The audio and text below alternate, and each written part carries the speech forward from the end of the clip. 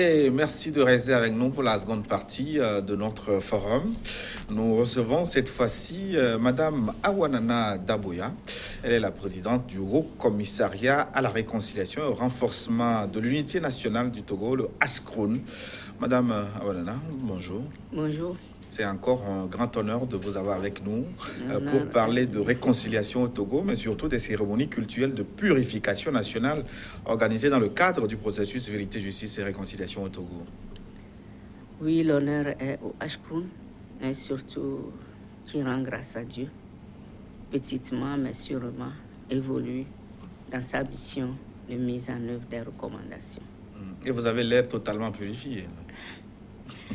Gloire à Dieu, Inch'Allah. En tout cas, donc, parlons de ces cérémonies, on va dire, qui sont une recommandation de la Commission Vérité, Justice et Réconciliation. Oui, c'est ce qui justifie l'organisation de ces cérémonies. Pour d'aucuns, l'organisation est une griffe de folklore. C'est trop dire. Disons que c'est la recommandation 47 qu'il plairait peut-être de lire, qui a recommandé cela. Et cette même recommandation, quelle en est l'origine? Elle a été bel et bien suscitée. D'abord par la croyance en ce que, avec toutes ces crises sociopolitiques faites de violence et de violations des droits humains sur près de 50 années, donc, et le peuple togolais, les populations en tout cas, a estimé nécessaire qu'il faut, en bon africain, entrer en soi-même et purifier le sol togolais qui a été souillé du sang indûment versé par tous ses fils, les Togolais. Vous savez, pour passer à la mise en œuvre et demander à l'État de s'impliquer rapidement pour que cette recommandation-là soit mise en œuvre prioritairement par rapport au programme de réparation lui-même, c'est que le HCROUN a bel et bien, au lendemain de l'information qu'il a été octroyé un fonds de démarrage, s'est adressé pas des moindres, aussi bien aux membres de la CVGR, anciens membres de la CVGR, que sont Monseigneur Bariga et Togbe Agokoli de Ngotien, pour les informer seulement que le HCROUN entend commencer la phase de réparation. La réponse a été claire et nette. C'est la recommandation 47 qui débute les réparations. Il faut laver le sol togolais. Il faut convier le peuple, les populations togolaises à s'unir dans une communion de foi pour conjurer, je ne sais plus le mot, le mauvais sort. Oui, une recommandation de la Commission Vérité, Justice et Réconciliation. Et elle-même, Commission Vérité, Justice, a été insufflée par l'accord politique global de 2006. Donc, ça veut dire que c'est une préoccupation des Togolais prise en compte par la Commission. Depuis fort longtemps. C'est une préoccupation, plus exactement, lorsque nous avons pris fonction, il nous a été remis des documents où nous lisons que, avant même d'asseoir la CVJR, il y a eu des consultations nationales. Et ces consultations nationales se sont exprimées de voir être mise en place une commission qui dise la vérité. Et quand la CVJR, les travaux de la CVJR font ressortir comment les populations, et surtout les victimes, se plaignent de ce qu'elles sont perturbées, de ce qu'elles sont dérangées dans leur esprit.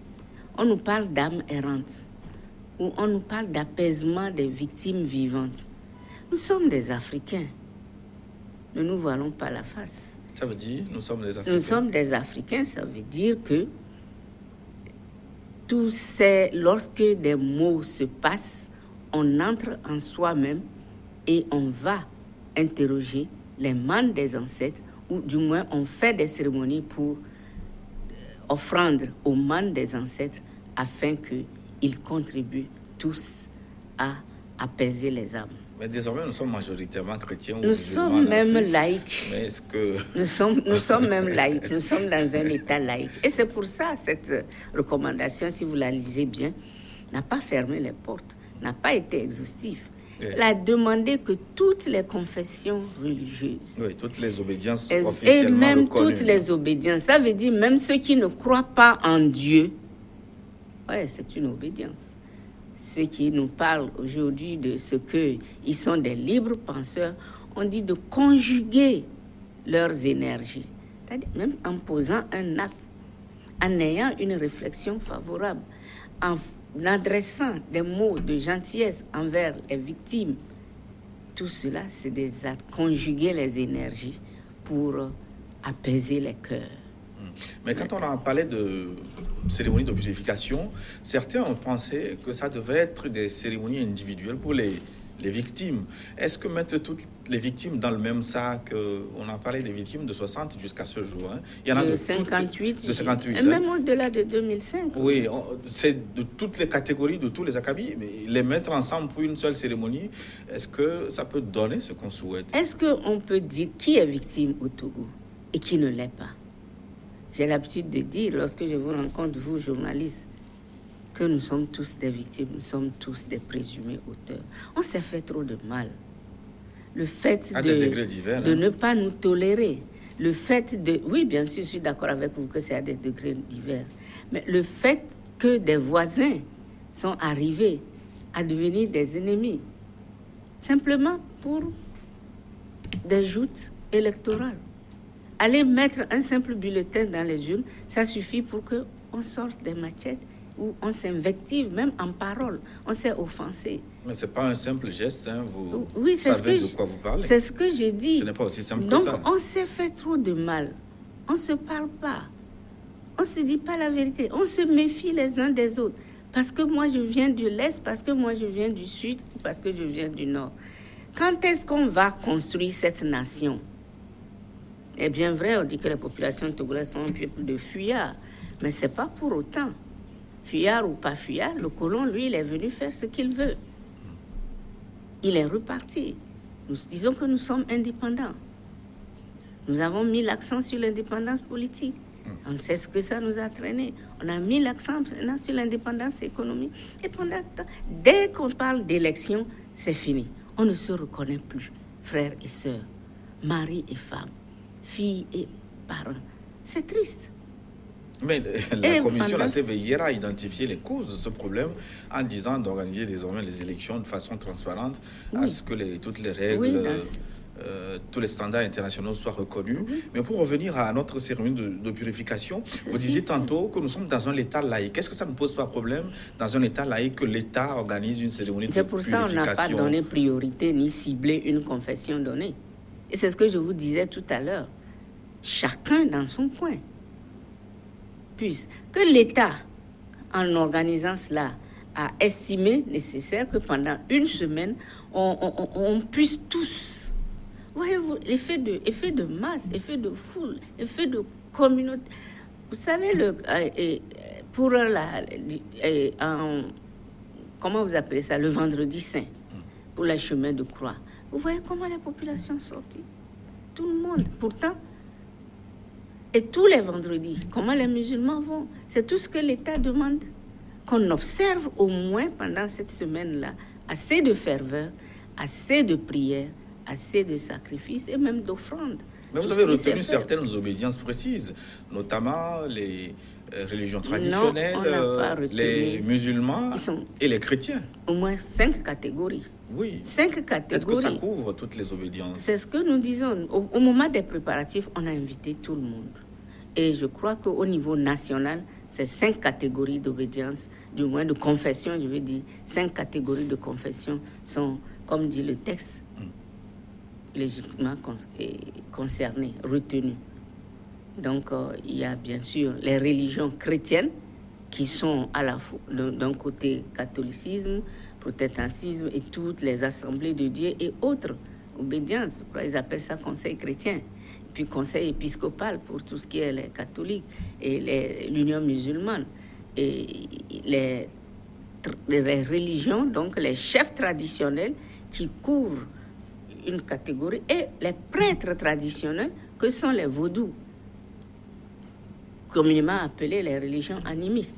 Tout cela pour vous montrer la laïcité de l'État, pour dire donc que l'État, au moins, qui organise, convie tout cela à observer ces 3 jours. Mais la vraie laïcité, est-ce que c'est pas que l'État ne se mêle pas de religion? Oui, mais là, la recommandation a bien ciblé l'État. Ce n'est pas que l'État s'est levé comme ça pour se mêler de ce que les religions sont organisées ou pas. C'est nous qui avons interpellé l'État, le Ashkroun, pour dire voilà une recommandation qui met sur vous, gouvernement, la responsabilité. Lisez le mot. Veuillez bien le lire. Bien. La responsabilité d'organiser. Alors, qui dit responsable? L'État fait face à sa responsabilité. C'est vrai que... En prenant ce décret. La dernière phrase de la recommandation 47 nous dit que le gouvernement... Toute la recommandation, lisez bien, c'est du bon français.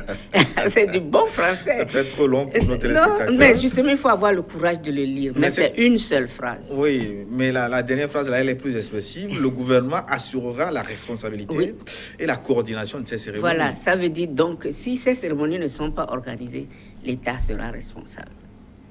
Or, l'État est déjà responsable jusqu'au cou de toutes ces violences et violations qui sont commises. Il l'a reconnu. C'est pour ça, aujourd'hui, le Ashkroun le met devant sa responsabilité. Prenez votre responsabilité par rapport à cette recommandation. Et l'État a pris ses responsabilités. Je crois qu'il n'y a rien à lui reprocher. Mais est-ce qu'il n'aurait pas été plus intéressant que symboliquement certaines victimes soient convoquées et qu'elles soient lavées publiquement lors de ces cérémonies? Qu'est-ce que vous appelez laver? Il est question de laver le sol.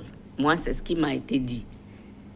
Sinon, toutes les victimes se retrouvent dans les populations qui vont tous aller aux libations. Moi, je me rappelle que quand nous sensibilisons déjà au lendemain donc, de ce programme de réparation, à Baie, des victimes qui ont pris la parole pour décrire ce qu'elles vivaient, elles étaient là avec nous jeudi dernier. Les religions musulmanes, les victimes font partie des populations. Il ne faut pas donc les victimes, parce que je les identifie, je les catégorise, parce que certaines sont venues parler devant la commission Vérité, Justice et Réconciliation. Oui, mais le moment venu, en fait, elles seront catégorisées ou invitées officiellement au moment de l'indemnisation. Comment jugez-vous de leur intégration et de leur insertion dans la société si pour un oui ou un non, vous voulez qu'ils se mettent d'un côté, qu'ils se mettent, vous ne les aidez pas à apaiser le cœur. Il faut les intégrer. Même au cours de nos tournées, elles étaient là et donc on discute et elles attendent d'être réparées. Ce sont ces victimes qui ont insisté encore sur ces purifications. Ça, je vous l'assure. Ce sont ces victimes qui disent que la nuit, elles sont perturbées dans leur sommeil par les âmes de leurs parents disparus, ainsi de suite. Elles sont là, toutes ces victimes sont là, elles ont participé. Est-ce que ces cérémonies ne sont pas prématurées? Est-ce qu'il ne fallait pas attendre la fin du processus quand tout le monde aura fini de s'entendre, quand tous les cœurs se seront apaisés? Je viens de vous dire que le sens de la recommandation, c'est d'organiser ces recommandations-là. Je viens de vous dire que lorsque nous avons reçu donc l'information d'octroi des faits, nous sommes allés vers les populations pour les informer. Vous vous rappelez cette tournée-là de 1 mois pour informer et échanger. Et là encore, toutes ont réclamé, faisons d'abord. Vous savez, je continue de dire que nous sommes des Africains. Ouais. Lorsqu'on vous convie à venir vous apaiser, il faut que vous-même, vous vous réconciliez avec vous-même. Et ces victimes ont réclamé qu'il faut qu'on fasse ces réparations, cette purification de façon officielle, de façon visible, sur toute l'étendue du territoire. C'est quand même une action d'envergure. C'est une action d'envergure. Mais un autre problème, hein? Oui. Le fait que l'État à la fois cautionne l'organisation des cérémonies aussi bien chrétiennes, musulmanes que traditionnelles, est-ce que ça ne pose pas problème? L'État ne cautionne pas, l'État organise. Il est tenu d'organiser parce que c'est sa responsabilité. Donc, est-ce que toutes ces religions ne s'annulent pas? Quand il y a Dieu qu'Allah, alors qu'à côté, vous organisez des cérémonies pour des petits C'est dieux. ça la laïcité. Elle ne s'annule pas. Vous avez vu le jeudi comment tout le monde a communié au carrefour de l'Ide-Presse à Agoué. Là-dedans, il y avait des musulmans, il y avait des chrétiens, et tout le monde est sorti. J'ai lu également. Et à Baie, c'est certains pareil. disent que. Oui, évidemment, il y aura toujours. Vous convoquez les mauvais esprits. Évidemment, il y aura toujours les mauvais esprits. Mais au contraire, dans leur discours, les prêtres vaudous en général, ils ont dit que ça fait longtemps qu'ils attendaient cela. Et ils savent. Ceux de la forêt sacrée de Baie, ils le disent. Que ça fait longtemps qu'ils attendaient qu'on leur permette d'aller donc purifier. Et n'oubliez pas qu'ils ont été consulter les oracles. Il y a ça surtout. Non, ne nous trompons pas. On ne va pas perdre toutes nos valeurs pour rien. Mais Madame Dabouya, dans toutes ces religions, seules les religions traditionnelles tolèrent les autres. L'animisme peut accepter aussi bien les chrétiens que les musulmans. Mais les chrétiens estiment que la seule façon d'adorer Dieu, c'est Jésus-Christ. Là, je ne sais pas, je ne peux pas vous dire. Moi, je suis musulmane et hier, à la prière musulmane était organisée, il y avait donc des chefs traditionnels qui étaient là. C'est ça, la communion de foi. C'est un Dieu seul qui nous a créés. Et Dieu même a dit qu'à chaque communauté, il a envoyé un messager. Donc, je ne peux pas entrer dans cette discussion pour savoir ce que les chrétiens disent ou ne disent pas. Ce que je sais, c'est que dans le cadre de cette cérémonie de purification, la communion de foi a eu lieu. Justement, on vous a vu en tant que président du Ashkroun, musulmane, aux côtés des religions traditionnelles. Vous avez assisté à certains rituels. Est-ce que ça ne vous a pas dérangé? Votre foi n'a pas été titillée? Je ne vois pas en quoi ça dérange la foi. Votre foi, c'est vous qui vous adressez à Dieu. Ça ne veut pas dire que j'ai dit que je crois en un Dieu autre que Allah en étant là-bas physiquement. Non, mais c'est Allah qui m'a donné cette mission à accomplir. Et si je dois l'accomplir en étant sur les lieux où on verse l'eau, où on tue la bête, j'y suis. Ça n'empêche que à l'heure donnée, je vais faire ma prière musulmane et je m'adresse à Dieu.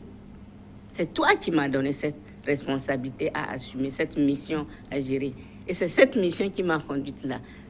Si j'ai commis un péché, c'est à toi de me pardonner. Et je ne pense pas avoir commis un péché. C'est une forme de tolérance que vous voulez inculquer. Et c'est ce qu'il faut. La purification, c'est pour aboutir à ça.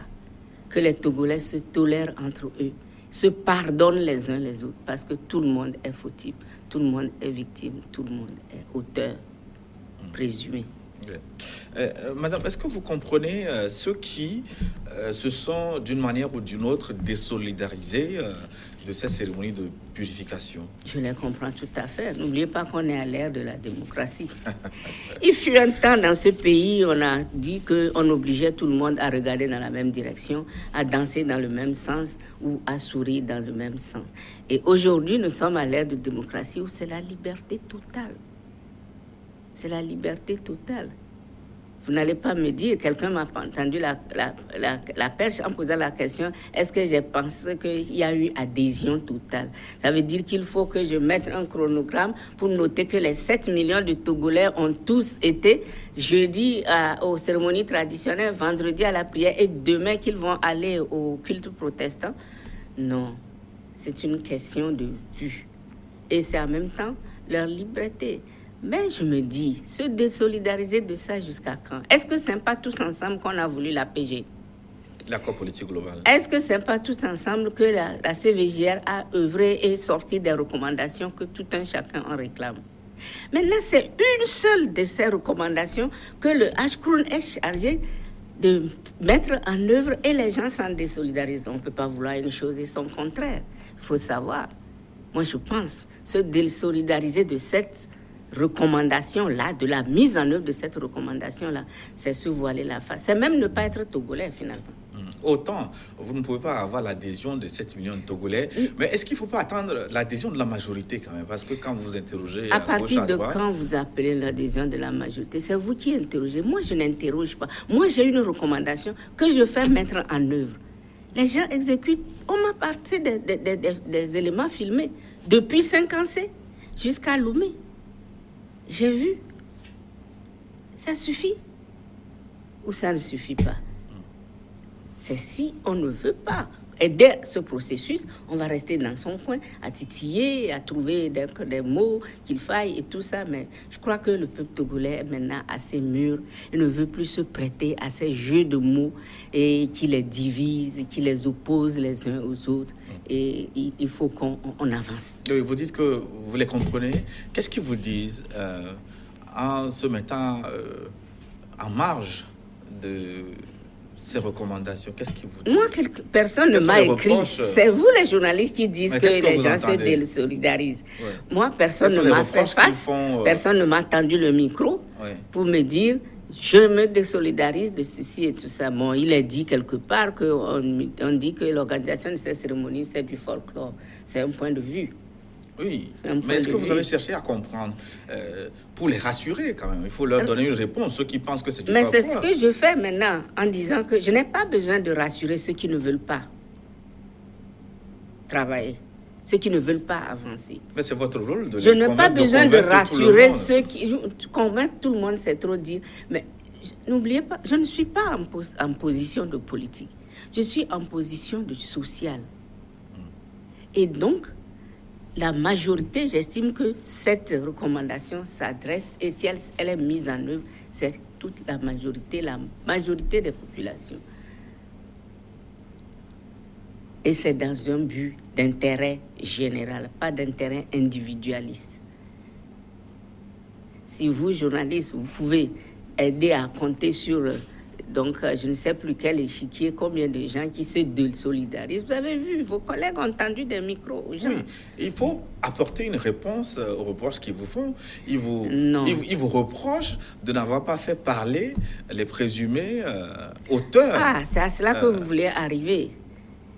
Mais je continue de dire, je l'ai dit pendant la tournée, je l'ai dit depuis ma prise de fonction, que j'ai un cahier des charges à mettre en œuvre. Et dans ce cahier des charges, ça comprend donc un programme de réparation et une liste de victimes, 22 415. J'ai pris fonction, on ne m'a pas donné de liste des présumés auteurs, même pas un nom de présumé auteur. Je le dis encore une fois. Alors, qu'est-ce que vous voulez que je fasse? N'oubliez pas qu'on est en justice transitionnelle. C'est ce que vous dites. Mais les noms existent dans les rapports. Mais les rapports de quoi? De justice transitionnelle, qui n'est pas la justice classique. Et c'est pour ça, dans mon livret petit fascicule pour la tournée, la question qui a été posée, est-ce que si quelqu'un vient prendre satisfaction de par le programme de réparation, cette même personne peut se retourner pour porter plainte contre son présumé auteur? J'ai répondu oui. Donc, le propre de la justice transitionnelle, c'est cette justice-là. Mais vous avez répondu oui, sauf que dans les mêmes recommandations, on estime que la justice est en crise, qu'il faudrait des réformes profondes pour qu'elle fonctionne normalement. Et c'est pour ça, dans la réponse, j'ai dit, dans les formes de réparation, le HCROUN est en droit d'insuffler, d'exiger des mesures. Et une des mesures, c'est l'aide juridictionnelle. Levez-vous demain, dites, c'est Madame Nana qui a envoyé, qui est mon présumé auteur, vous allez en justice, vous aurez toutes les garanties de protection possibles pour que vous puissiez actionner contre Madame Nana en justice. Évidemment qu'aujourd'hui la justice soit en crise, ça fait partie donc des projets de réforme. Oui. Il y a une réforme juridictionnelle qui est enclenchée depuis et qui fait son chemin. Que le HCROUN est en droit encore de surveiller, d'auditer, ainsi de suite. Voilà ce qu'il faut faire. Il y a eu trop de dégâts et on ne peut pas tout prendre à la fois, mais le HCROUN avance. Donc on ne peut pas attendre tout le monde non plus avant d'enclencher le processus. Quel processus? De réconciliation. C'est déjà enclenché. Oui. Le fait que les gens soient sortis. Le train ne peut pas attendre tout le monde. Hein. Non, ce serait dommage. C'est certain. Mais regardez à côté de nous, à droite, le Ghana, à gauche, le Bénin, au-dessus de nous, le Burkina. Tous ces peuples-là, est-ce que vous savez, à part le Ghana, nous les avons formés. Nous avons formé leurs cadres. Nos universités ont formé leurs cadres qui sont aujourd'hui à des postes de très haute responsabilité dans leur pays, ça avance. Je prends pour exemple juillet dernier, les experts internationaux qui sont venus du Ghana, du Maroc, qu'est-ce qu'ils nous ont dit? Vous retardez votre pays. Nous allons continuer comme ça. Pourquoi? Pour des questions de micro-ethnicisme, de micro-régionalisme et tout cela. Alors qu'il y a aujourd'hui maintenant un cahier des charges qui booste le gouvernement, qui booste les autorités, qui booste les institutions à aller dans le sens de l'émergence. Il faut qu'on avance. Il faut qu'on avance. Et pour vous, est-ce que vous avez analysé un peu la situation? Vous vous êtes demandé pourquoi c'est comme ça ici? Vous savez, je suis rentrée pour prendre cette fonction après 14 ans d'absence du tout. Oui. Et je ne me suis pas reconnue. La Cour de justice de la CEDEAO Je ne me suis pas reconnue. Je n'ai pas reconnu mon pays, je n'ai pas reconnu mon peuple, je n'ai reconnu personne. Je me suis demandé qu'est-ce qui s'est passé. Est-ce que c'est ça, la compréhension de la démocratie? Un petit bout de terrain de combien? Même pas 60 000 km². Alors que je viens d'un vaste État comme le Nigeria, où ils ont compris. Un vaste État comme le Ghana, ils ont compris. Nous, qu'est-ce qu'on fait? On passe le temps là avec notre micro-régionalisme, ethnicisme et tout cela. Alors, je n'ai pas compris. Vous n'avez pas compris, ça veut dire quoi? Comment avez-vous trouvé? Je n'ai pas compris comment les Togolais ont pu en arriver là. Là, oui, ça veut dire? Lorsque j'ai lu dans les presses et autres qu'il y a eu ces violences-là en 2005, je me suis demandé, mon Dieu, qu'est-ce qui se passe? Qu'est-ce qui se passe? J'ai eu à dire, mais dans les années 90 et autres, moi j'étais au Togo, j'étais là, j'ai vécu, j'ai participé à la conférence nationale. Je crois que tout le monde était réuni pour ne pas vouloir de quelqu'un, un chef. C'était feu président Yadema, paix à son âme. Il est décédé, ça suffit pour qu'on sorte des machettes. Donc, il y a eu ces violences-là de l'après-décès qui ont suivi le décès du président Yadema. Et comme si ça n'a pas suffi, 2 mois après, alors que nous avons un texte d'envergure, un texte de base, la Constitution qui a tout organisé. Le chef de l'État a disparu.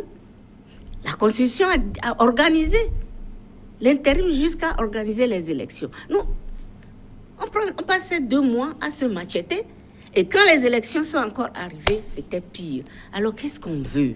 On ne sait plus lire, on ne sait plus attendre, on ne sait plus respecter nos lois, nos règlements, notre constitution. Il y a quelque chose qui ne va pas. Voilà pourquoi je ne me suis pas retrouvée au Togo. Et j'ai l'habitude de dire, mon Dieu, qu'est-ce qu'il faut que je fasse? Oui, à vous entendre, c'est comme si vous rejetiez la responsabilité sur tout le monde. Vous mettez tout le monde dans le même sac. C'est ce que je vous disais au début. Tout le monde est coupable. Tout le monde est victime et tout le monde est auteur. C'est ce qui s'est passé. Moi, je n'étais pas là. Alors, quand j'ai appris qu'une commission des Nations Unies est venue pour enquêter, je me suis dit, qu'est-ce qui se passe? Je m'attendais à voir ce que les journaux écrivaient, à ce que la commission conclut un génocide, par exemple. Mais non, ils ont conclu même pas des violations graves et massives, non. Ils ont fait cette conclusion-là, qu'il y a eu des violences, des violations de droits de l'homme. Et on fait des recommandations. C'est quand même beaucoup. Oui, beaucoup. Même un mort, c'est déjà trop. À plus forte raison, plus, comme vous dites, moi, je n'ai pas les chiffres en tête, mais c'est vous dire que il s'est passé quelque chose. Qu'est-ce qui a dû se passer pour que le Togolais en arrive là? Mais ça veut dire qu'il reste encore jusqu'à aujourd'hui beaucoup d'interrogations après la commission de vérité justice et réconciliation. Il n'y a pas eu. Il y a eu un sursaut. Il y a eu un sursaut en 2006, heureusement, de la classe politique. Il y a eu un sursaut patriotique en 2006 qui a conduit à l'accord politique global. Et ce sursaut a continué d'animer. C'est le lieu de rendre hommage à tous ces hommes politiques, quelle que soit leur tendance ou leur choses confondues. Ils ont eu ce sursaut que nous continuons de saluer, qui a abouti à la CVJR. Et cette CVJR, et Dieu aime tellement ce pays. Nous, les hommes, nous ne savons pas aimer notre pays, mais Dieu aime ce pays. Dieu aime tellement ce pays que par des consultations et autres, c'est encore un prélat d'envergure qui a été désigné pour présider aux travaux de cette commission. Je n'étais pas là, mais on suivait sur les ondes. On voyait tout ce que cette commission et son président, lui encore une fois, de lui rendre un hommage mérité. Ce qu'ils ont subi, mais ils sont arrivés à rendre leur rapport et reliser de grâce les 2 discours qui ont animé donc la remise de ce rapport. Un discours des plus importants, c'est le discours du chef de l'État, où il a reconnu la responsabilité de l'État. Jusqu'au coup. C'est fini, là. La mise en œuvre de ces recommandations jusqu'à la prise en charge de la dernière des victimes, c'est sous la responsabilité de l'État. C'est beaucoup de choses. Si malgré tout ça... Il n'y a pas de malgré. Ça évolue. Des résistances perdues. C'est pour ça que les mésententes peuvent être d'origine spirituelle, Madame Awanana? C'est des broutilles. Est-ce que c'est parce que les résistances... C'est à cause des résistances qu'on a demandé le spiritualisme? Non. C'est pas à cause des résistants. Les résistants, on en connaîtra toujours. C'est pas pour les résistances qu'on a recommandé les recommandations. On a recommandé les recommandations pour que ceux qui souffrent, ceux qui dorment la nuit et qui entendent des cris, des pleurs de leur mort. Il ne fallait pas chercher des psychologues. Il ne faut pas les traiter plutôt que de... On fait les deux. Mais si ce sont elles-mêmes qui ont demandé la purification, je vous le dis, je vous le redis, les victimes elles-mêmes ont demandé ces purifications. Je donne toujours l'exemple, lorsque un enfant sort et qu'il va et qu'on lui donne, ou bien il trouve 5 francs qu'il vient montrer à ses parents, on enlève 1 franc pour, au cours de la messe, mettre ça dans la quête. C'est pas pour rien qu'on nous passe les paniers là au cours des messes et autres cultes. Il faut quand même penser à Dieu, le Créateur. Madame, ces cérémonies, est-ce qu'elles vont s'organiser une fois et puis c'est tout? Est-ce qu'il ne faut pas trouver une façon pour rendre pérennes ces cérémonies? Est-ce qu'il ne faut pas les faire périodiquement? Voilà où vous êtes, vous revenez bien et à de belles pensées. Je ne suis jamais parti, Madame. Oui, ça c'est l'enquiquinement du journal. Évidemment, déjà le jeudi, dans leurs mots introductifs, les tenants des prêtres traditionnels ont dit ce que les oracles ont révélé. Les oracles ont révélé l'humilité, de mettre fin aux rivalités, que donc le pouvoir travaille sans brutalité, sans violence, bref, tout ça. Et ils ont surtout dit que les oracles ont demandé, que ça fait longtemps qu'ils attendent ces purifications. Maintenant qu'on a commencé, que de veiller à ce que, sinon chaque année, mais assez périodiquement, on pense à ces cérémonies et qu'on les fasse. Et donc, le message est passé. Certes, un décret a parlé uniquement pour cibler cela, parce que le Ashkroun était derrière avec son bâton de supervision. Ils ont pris, mais je pense que le message est passé et que le ministère en charge, du moins la partie gouvernementale en charge de ces cérémonies et autres, a bien pris note. Et certainement, qu'est-ce qui ne veut pas de la paix? Même dans son foyer, on a besoin de paix. Alors, si vous êtes querellé avec votre épouse et que vous avez, chaque année, vous constatez que périodiquement, à ce moment-là, c'est encore des querelles, vous allez toujours penser que le moment arrive à anniversaire, allons remercier Dieu. Faisons ceci. Nos parents qui sont décédés. Pas pour rien que chaque année, on inscrit des prières anniversaire de décès de ceci. Nous vivons ça tous les jours. C'est pas parce que maintenant, uniquement, c'est inscrit dans le cadre des recommandations que chacun commence de son côté à avoir une interprétation. Non. Soyons africains, soyons togolais et aimons notre pays. Mais soyons africains peut-être, hein, parce que ça me permet d'ouvrir une parenthèse.